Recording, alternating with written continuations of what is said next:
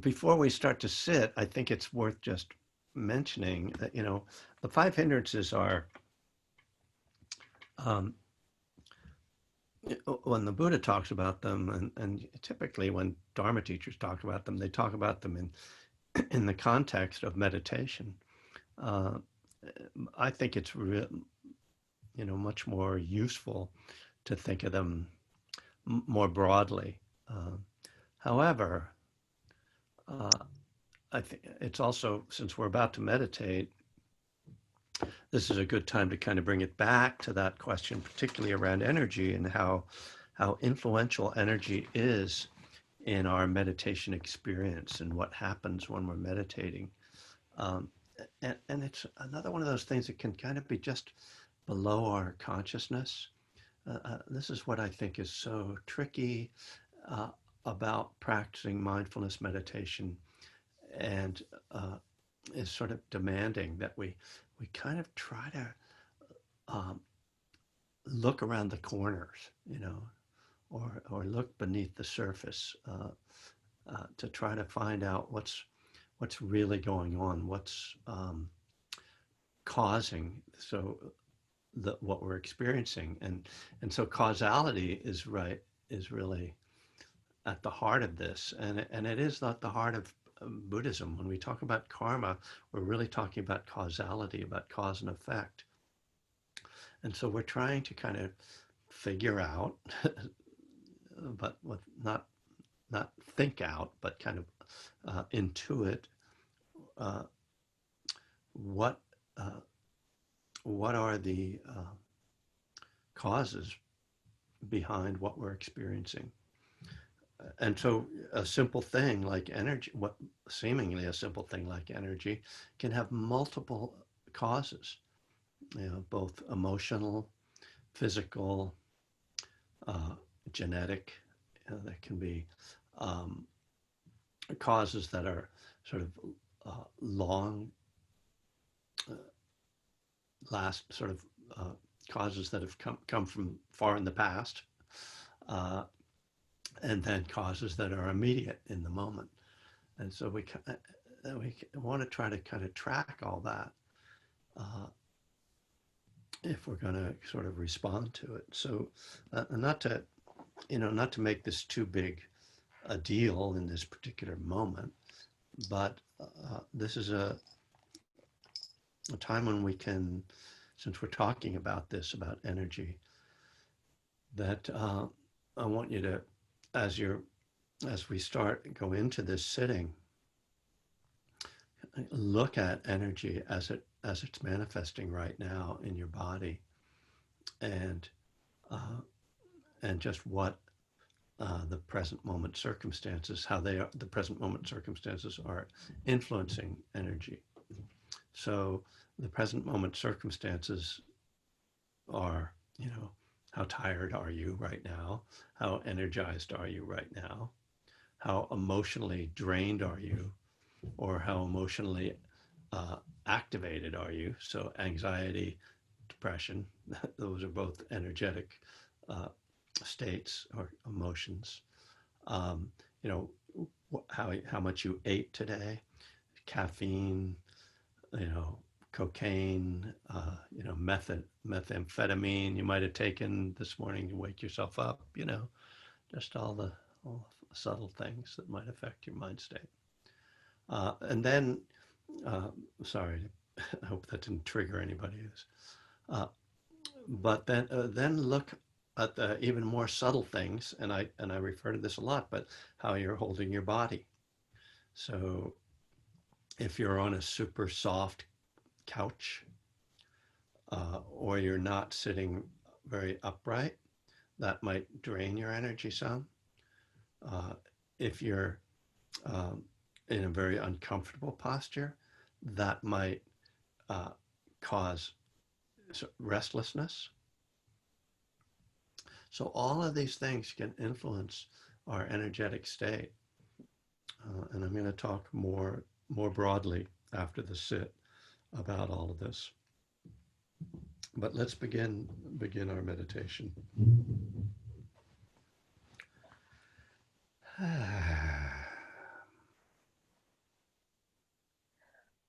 Oh yeah, I think I made people a little more aware of their posture.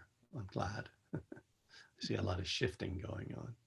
So I'm sitting on this couch, which I don't think is perfect. It's a pretty firm couch, but I have two cushions behind my back when I meditate on this couch, and they're holding me fairly upright.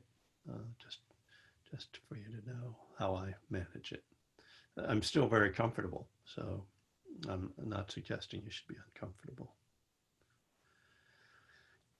So you can close your eyes, or you can just lower your gaze. And again, it's worth noting that closing your eyes has a tendency to lower energy. It's one of the reasons we meditate with our eyes closed, because it tends to help us to relax. And of course, we sleep with our eyes closed, so there's that connection. So notice what happens energetically when you close your eyes.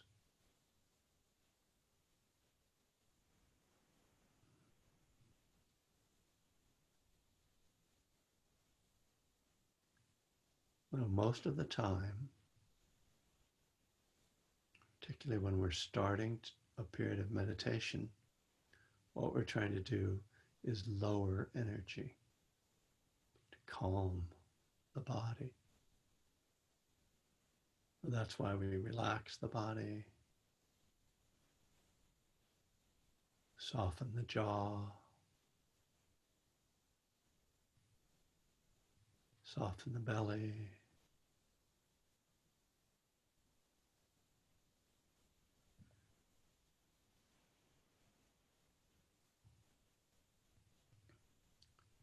However, if you are already relaxed or you are tired,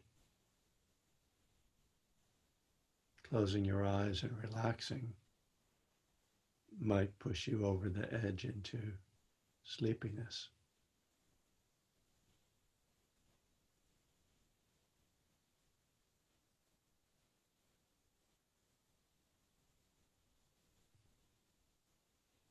But just to be aware again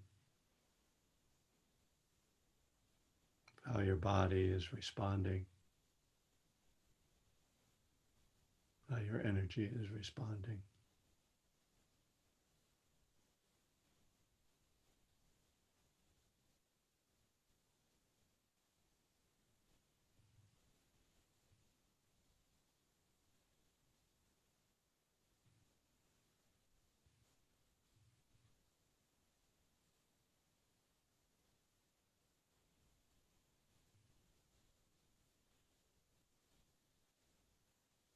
We talked the other day some about how emotions can be experienced as energies in the body,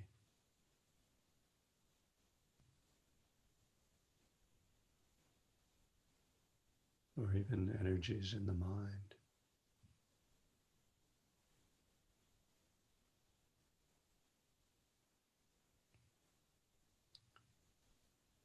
So notice if your mood or emotional state has an energetic quality that's affecting how you feel right now.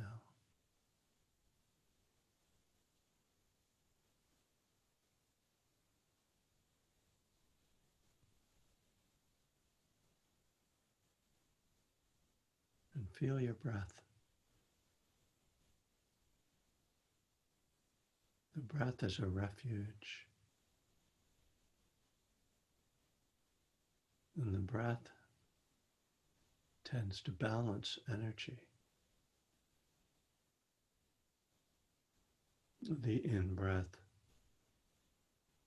arouses energy, the out-breath releases energy.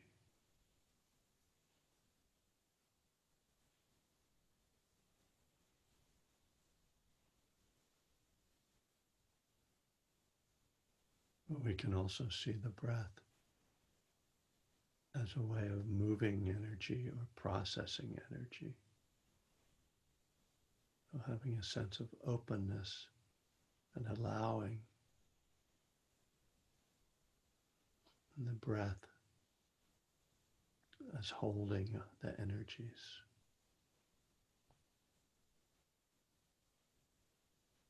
Letting the energy flow.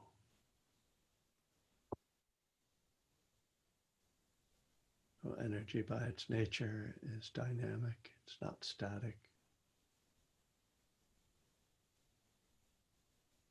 So even when it goes out of balance, you can remember that it's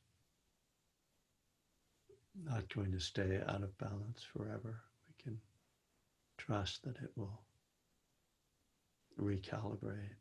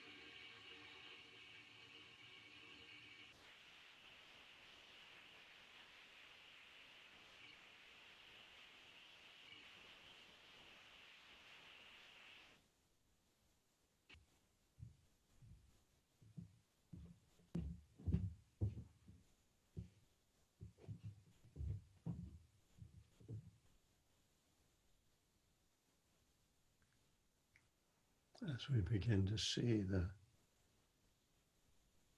multiple qualities and connections of energy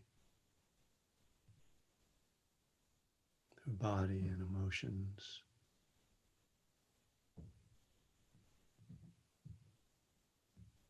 see that energy is also connected to thoughts.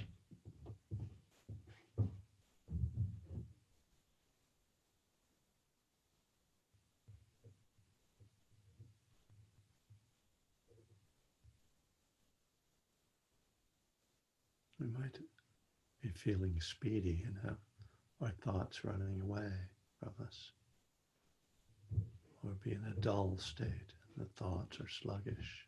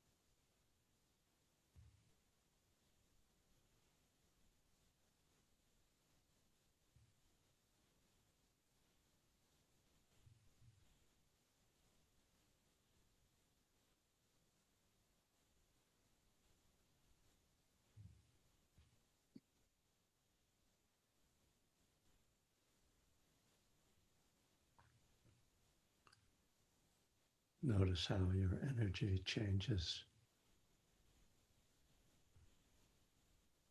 across the time of a meditation period.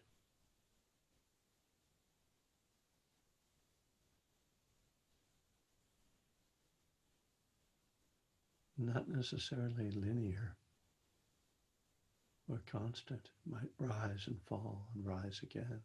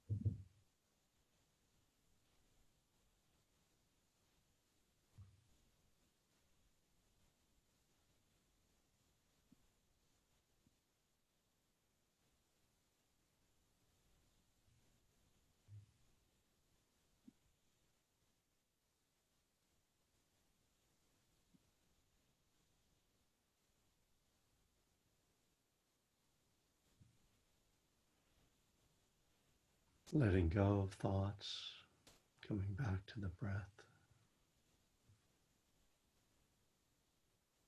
applying mindfulness tends to balance the energy.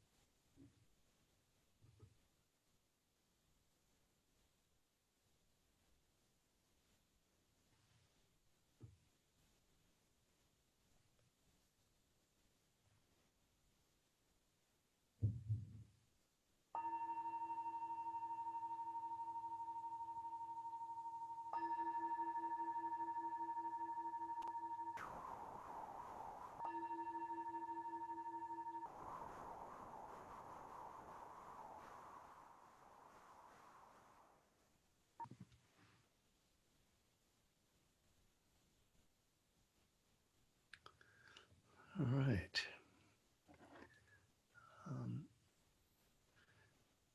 Um, so just to contextualize what we're talking about here, we're in step 4 of the 12 steps. I may have forgotten that since we've been in step 4 for a couple of months now, I think. So the idea in these reflections is to think of our relationship to the 5 hindrances as a kind of inventory where we are investigating how they arise in us, what our experience is of them, how to work with them. Uh, so to me, that is the spirit of inventory, that very honest investigation into our mind body experience. So, I was talking about energy, and so specifically of the 5 hindrances, really talking about the third and fourth hindrance, which are sleepiness and restlessness. And more formally, they call the third hindrance sloth and torpor, and the fourth hindrance restlessness and worry, or restlessness and remorse. So uh, it seems that there is both a physical and a mental component of each of these hindrances, which I think is really an important point, uh, because sleepiness and restlessness can sound like we're just talking about physical experiences, but as I was trying to make really explicit this morning, uh, it's all tied together. And seeing those connections, I think, is very important, because once again, we can start to focus on one particular thing. Oh, why am I so sleepy? I need to drink more coffee, and not sort of recognize that there's an emotional state going on. So just to bring it back to something, on Friday I was talking about depression. So sloth and torpor is associated with depression, and restlessness and worry are associated with anxiety. And those two emotional states are also just the flip sides of each other. They're very closely related. Uh, uh, just to point at how sloth and torpor works. Well, one of my first experiences, the first symptom I had of depression in high school, was that I would come home from school and just lie down on the couch because I just felt tired all the time, and I didn't recognize that it was an emotional state. So that was like just very unconscious, but that was the immediate manifestation. But for an example of how I think they're intertwined, and I do tend to use my own experience to describe these things, and I know everybody has their own experience of them. But some years ago, I've told this story a few times. Some years ago, I was riding out to Spirit Rock, the meditation center where I teach, and I teach there once a month on the second Friday of each month, and I was riding out, and I felt this sort of heavy mood come over me, and it felt like depression, like a slight, not a clinical depression, but just a depressive state. And I thought, why would I be depressed when I'm going out to teach at Spirit Rock? There's no reason. I'm not unhappy about that. It's not something that's brings me down. It's something that lifts me up. And after some time of reflecting on it, I realized that because I have a tendency towards depression, when an uncomfortable emotion comes up, I actually can turn it, even if it's anxiety, even if it's fear, I can actually turn it into a feeling of depression. Now, I've never read anything about this. I'd love to talk to a researcher on that. But what it points to me is the way we kind of have grooves, right? Emotional grooves that we just tend to go into. And when we don't really know what we're feeling, we just default to I must be feeling this. Uh, in any case, it again kind of the idea that depression and anxiety are really almost not different. You know, they're they're different energetic manifestations of uncomfortable emotions, uh, and I think they just tend uh, you know they appear kind of more based on our tendencies than necessarily the nature of the concern. So I don't know if that's too abstract, but so fear could show up as a depressive state, is what I'm saying. So presumably, someone who tends toward anxiety, when they have sort of a depressive thought, might feel themselves getting anxious.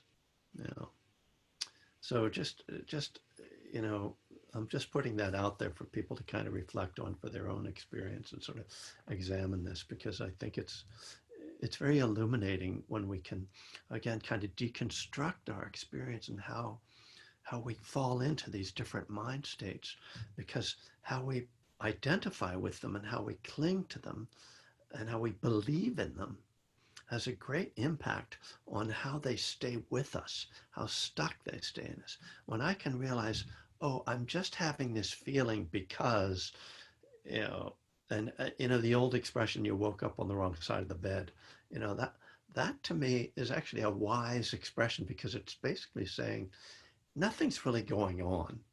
You're just sort of off, you're on the wrong track right now. Don't worry about it, you know. Uh, So, so this is you know an important starting point to kind of uh, again kind of disidentify with the states. Um, so I want to talk about both these energetic states in relation to addiction first of all, because I think that's really vital for us. It's worth noting that in our culture, energy is really uh, you know encouraged.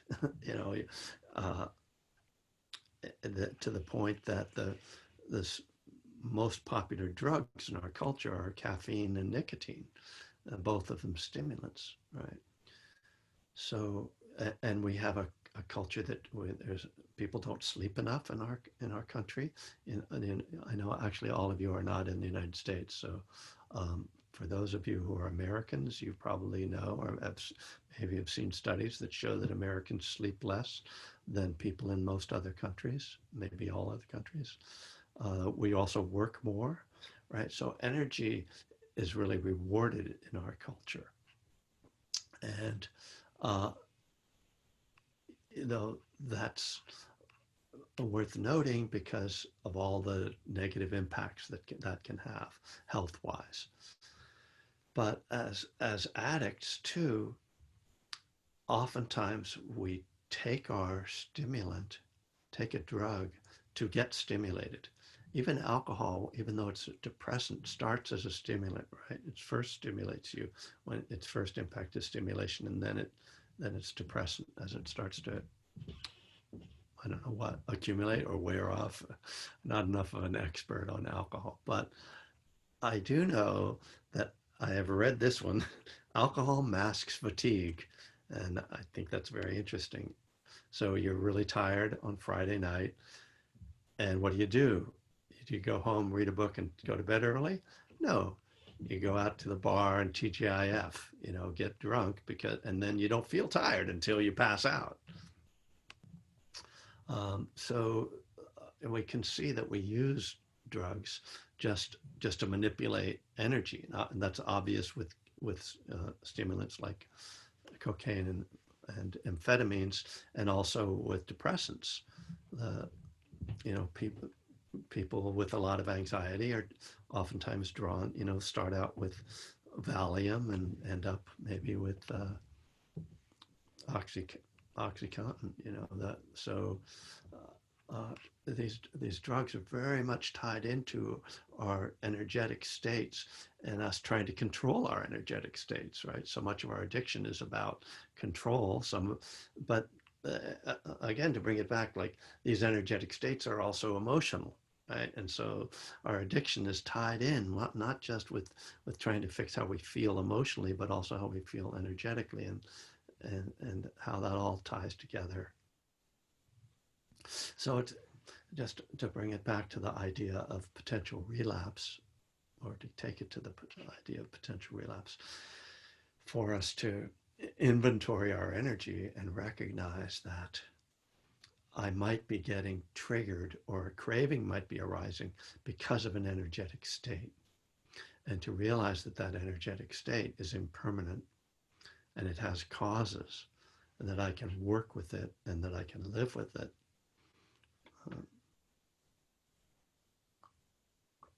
One of the purposes of meditation is to develop the capacity to be with experiences without acting or without reacting to those experiences.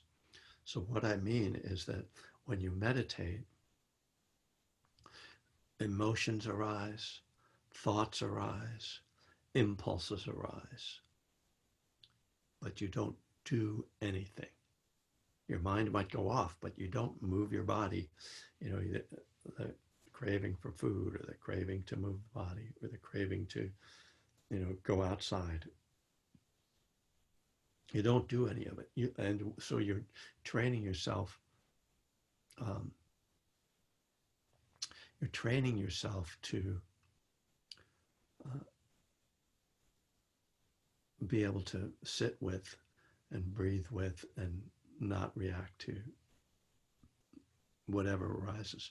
So someone made a note that they're having trouble hearing me. So it is very intriguing, since I was thinking that it was my other microphone that was a problem. But, and my preference is, I see I can raise my microphone volume. That might be better. I apologize if that, not sure how that came down. But anyway, better, thank you.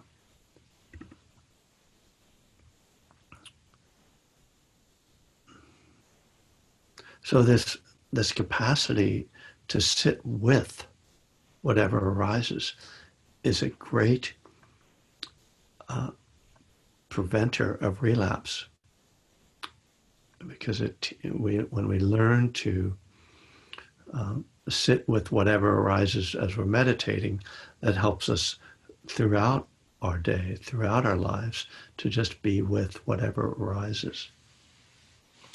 So I want to get into a little bit, go back to the traditional antidotes to the hindrances.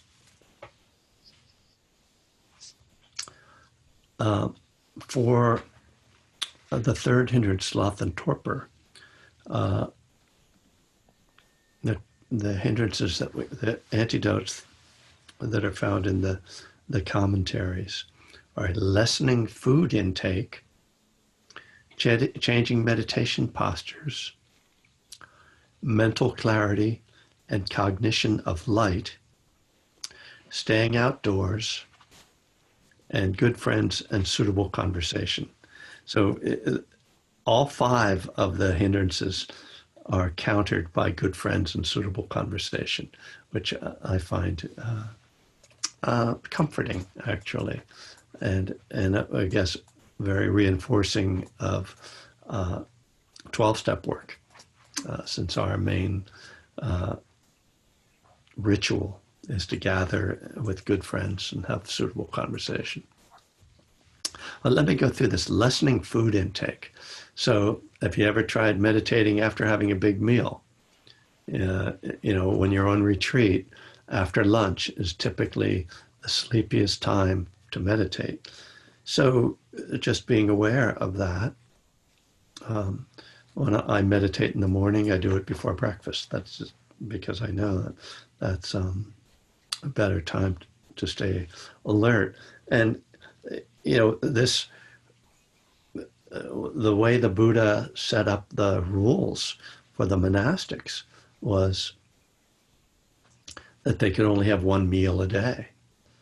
And this had multiple purposes behind it, but one of them was so that they wouldn't be, eating all the time and falling asleep when meditating. And some of the other reasons were eating takes a lot of time, and if you've ever fasted, it was one of the things that I noticed. I'm really bad at fasting, but once or twice I tried fasting, and one of the things that was really striking to me was how much extra time I had in my day. Then for monks, it also meant, because they were going to be dependent on the villagers basically for their foods. If they had to go into town 3 times a day to get a bowl of food, it would really be wasting their time and bothering the villagers as well. But it also, the Buddha also makes a connection between eating and desire, because with the first hindrance, the hindrance of sensual desire, one of the antidotes is moderation in food. So he's saying when you eat, you stimulate craving. It's a very subtle thing generally, although if you have a food addiction, you know exactly what that means. But it's based on the idea that whenever you act on a craving, it strengthens that craving rather than undermining it. Okay, that's the food intake. Changing meditation postures. I often say something about this when I'm giving instruction to make sure your posture is strong, and that your chest is open, that you can breathe easily. A mental clarity cognition of light.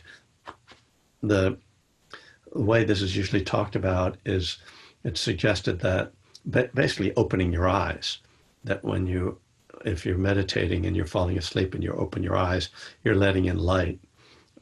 But there is a tradition of actually staring at a flame or staring at a light. Staying outdoors, that's an interesting one. Obviously, the Buddha lived a lot of his life outdoors. And we know that when you step outside, there's energy, the air is fresher. And so that kind of, good friends and suitable conversation. Clearly, just being with people is stimulating generally. I wanted to mention too, as this kind of brings it back as well to the emotional connection, how when we're tired and we don't feel like exercising, we find that if we go out and exercise, we get energy, right? So this is, energy is not a zero-sum game. But also this is very tied in with depression again, that one of the antidotes to depression is exercising, right? It's the aerobic exercises has been shown to really help people with depression.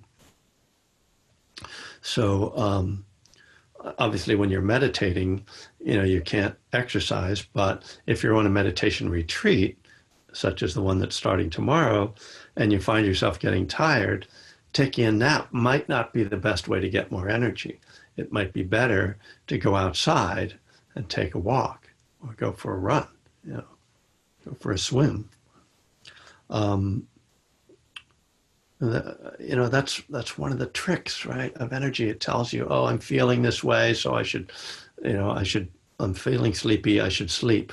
Well, this is again how we have to be, take kind of inventory. Do I actually need sleep? I found that on retreats, if I kind of surrender to being tired, it just tends to make me more sluggish. Although a certain, amount of napping can be just right. Again, our own inventory that we have to be responsible for. So I'm going to mention something that I'm going to cover later on uh, in this class, which is that energy is actually one of the 7 factors of awakening. And I'm going to cover the 7 factors of awakening when we get into positive inventory. But I remember being sort of surprised when I saw the 7 factors of awakening, and that one of them was energy, and one of them is joy, which was really surprising. I thought you need to be depressed to get enlightened, but anyway, th- that energy. So, in order to really awaken, we need to have energy, but it doesn't just mean like, oh, I should have more energy, but rather it's really about, again, balancing our energy. So it's not just sort of like, oh, this would be helpful, but it's actually a vital thing in our spiritual practice to balance our energy. So I'm go through the antidotes to restlessness and worry. Well, one of the things I want to actually say about restlessness and worry, the way that Bhikkhu Bodhi translates this, he says restlessness and remorse. So he actually talks about this hindrance as being about feeling remorse, getting stuck in a negative cycle, basically a guilt, getting stuck in guilt. And I'm sure many, if not all of us, have gone through these experiences where with this thing that we did just starts going over and over in our mind, and we can't get it out of our mind, that we feel guilty about. Uh, so that's just a side note that's one of the ways that this hindrance can manifest. Um,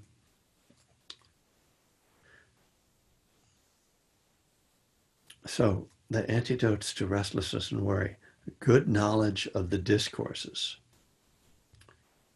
So what that, and then the second one is clarification of the discourses through questioning. So what that suggests, and this is sort of very particular, I think, probably to monastics, but it's kind of suggesting that um, your anxiety might be uh, because you don't understand the Dharma. That's sort of, I would like to see some commentary on that idea, because I can't really explain it. Being well versed in ethical conduct. So that seems to me connected to the idea of remorse, right? But also just that when we are acting unskillfully, we're going to tend to be anxious because we're sort of afraid we're going to get caught, maybe. Uh, Visiting experienced elders. That's a really interesting antidote to restlessness, is to experience to visit experienced elders. So basically, to talk to somebody who's going to calm you down, help you get perspective on things, right? Kind of call your sponsor. And good friends and suitable conversation. Certainly, that good friends and suitable conversation helps us to deal with this kind of anxious and restless energy. Now, I will say that the other common antidotes to restlessness, one is in meditation, is doing a concentration practice. So doing something like counting the breaths or a mantra, something very repetitive that just tends to cut through the thoughts and calm the thoughts, is a traditional antidote to restlessness. I also recommend to people, and I've seen other teachers recommend this, shifting from, actually, it's almost the opposite of concentration practice, shifting from a very narrow awareness to a very spacious awareness. So this is very much kind of meant to work with the energy of restlessness. And so when we sit when we try to see the mind as being very spacious, that gives the energy of restlessness room. So we're not trying to suppress it, but we're actually saying, come on through. I'm just going to allow this to be here. And and that kind of ties in with the idea of surfing the energy, which is one of the John Kabat-Zinn ideas. I think it comes from that you're kind of feeling the restlessness and anxiety as a wave of energy. And rather than trying to fight it or get away from it or suppress it, you're just going to say, I can just ride this wave. I'll just breathe. Just breathe with it and let it come and let it go. So, energy, sleepiness, restlessness. So really hindrances that are so tied in with our daily lives, with the flow each day, and how we work with it, and how both our mood and our energetic state and our thinking, all of them are tied in with this. And so having awareness of it, being able to work with these energies is really important, both in recovery and just in our daily lives. So I'm going to open it up, since I've not used all the time. Open it up for any comments or questions. Love to hear from people.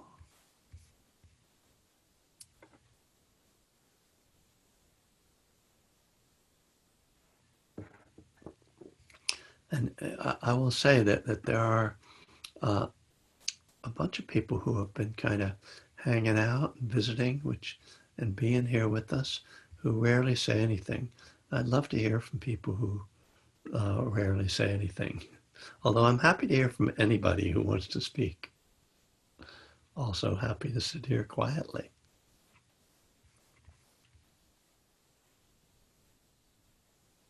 Am I going to do skeptical doubt? Yes, I am. Thank you. Thanks for reminding me. I'll do that next time. I'll do that on Friday. And if you don't believe that, then you're just too skeptical.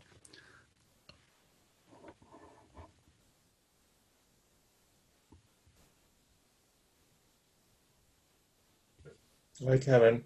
John. Hi, John. I know I'm not one of the ones that don't speak. You're welcome to It's just speak. the thing about associating with friends reminded me of the important function of meetings and fellowship in recovery, Yeah. and how that's kind of built into the structure, so that you don't even have to necessarily make a decision. It's just something Right. you do, that you experience some kind of uplifting or relief from, that's oftentimes mysterious. Like, it's not the content of the words, it's just the being together and connecting. Yep. Thank you. And it's one of the beautiful things about the program. It's not the only aspect of the program that works like that, in the sense that it's just what you do, but then it has all these ancillary effects, or extra effects. But yeah, I mean, yeah, it's like the program is just saying, just do this, trust us, this will help, and then you do it, and it helps. That's a nice question. Would walking slowly in a forest be giving restlessness room? I think walking slowly in a forest uh, is do all kinds of great things. So um, I do find that sometimes, yeah, just kind of slowing down physically, and then being in a space like a forest, which is inherently peaceful, at least seemingly. I'm sure we could debate that with the animals that are struggling to survive, but just walking through a forest has a calming impact on most of us. So yeah, it seems like a great way to let go of restlessness.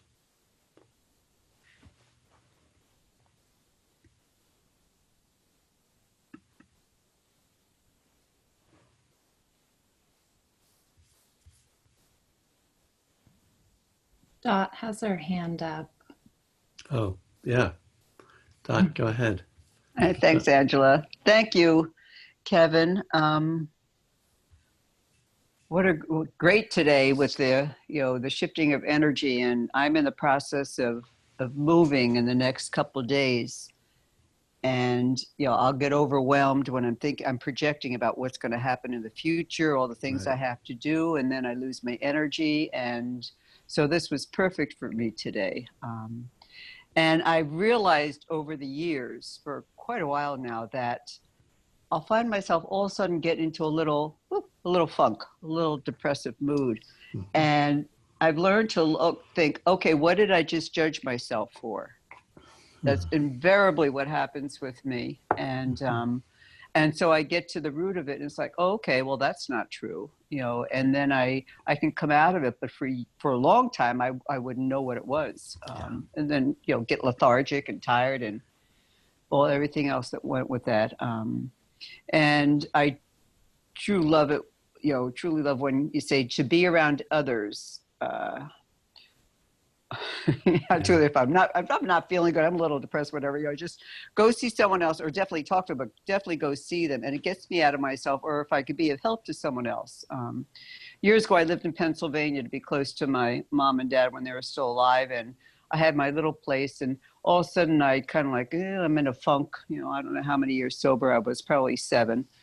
And it's like, well, I'm going to go see my parents. How can I help them? And I would see my younger sister would be there. I said, I'm feeling funky. I'm not in a good mood. She goes, well, thanks, Dot, for bringing your energy here. But it helped me because I could get out of myself. So I just really appreciate the talk today. Thank you. Great. Thanks, Dot. Yeah, and what I hear from you is that you've become more mindful of both what you're feeling, and then you've learned to unpack that, and in that unpacking, there's a letting go that happens, and that's what this is all about, right? It's not complicated, and yet we can spend years caught in patterns that we don't recognize. I mean, most of us do, because most of us don't become very conscious. I mean, childhood, young adulthood, typically we are not very conscious beyond just, uh, impulse and, just being triggers and reactions. And it takes years of, banging our heads against it, or being addicts, or being caught in negative emotional patterns before we're able to unravel it. Ay, ay, ay. So there's a comment here. There's an underlying assumption that energy is action, motion. I felt that my blood running through veins involuntarily during meditation is like the ultimate force, heart pumping. Ah, that's lovely. Yeah, I mean, our bodies are energy. They, you know, I, well, that, it, Yeah, atoms. oh, I mean, like as in atoms. oh, as an atom, right, right, Yeah. yeah.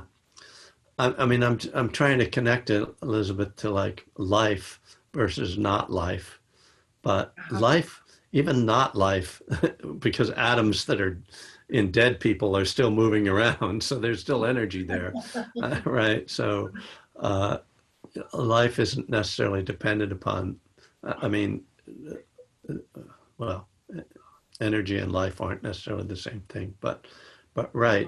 Um, there is that feeling, and we can really. This is one of the things that I do try to point to in meditation, is just to feel your body as a field of energy, and that, like you say, you can feel your heart beating, your breath, but you can also feel the life of the nervous system. Uh, by just feeling the different tingling and sensations throughout the body, and just being aware of that. It has a balancing effect. That is, it keeps you alert, but it also has a calming effect. So, I use this phrase that mindfulness has an energetically balancing quality to it. That when we are aware of things, when we pay attention to something, it gives us energy. So when the boredom, right, when we're not boredom, which is not paying attention to anything, not being engaged in anything, dulls our mind. So, this is the Fritz Perls, the founder of Gestalt therapy, said boredom is the lack of attention. So it's the same thing, like, if you're in a boring seminar and someone's just talking, droning on about something that doesn't interest you, you fall asleep. But if they start to talk about something that you find interesting, it stimulates you. So attention itself has this connection to energy. When we investigate, it actually arouses energy. So, okay, we're out of time, and I will mention that the Southern Dharma retreat that starts tomorrow is full. I just got the word for that. I know some of you are going to be on that retreat. There's no more room in it. We are planning to have another retreat at the end of September. Angela just put that information up in the chat. It's on my website too. We still have some kinks to iron out in terms of registration and how we're going to run it technically, but it should all work out. And there's information here about how to offer dana to me, if you like. So welcome to September. We are holding our breath, not holding our breath, trying to breathe, praying for our country, America, for those of you who aren't here, praying that we find our way out of this very bleak, destructive time, that love and a sense of care for each other will overcome the conflicts that are happening. So I hope you are all safe and doing what you can to take care of yourself and to take care of our world. We'll see people back here on Friday night. Thank you.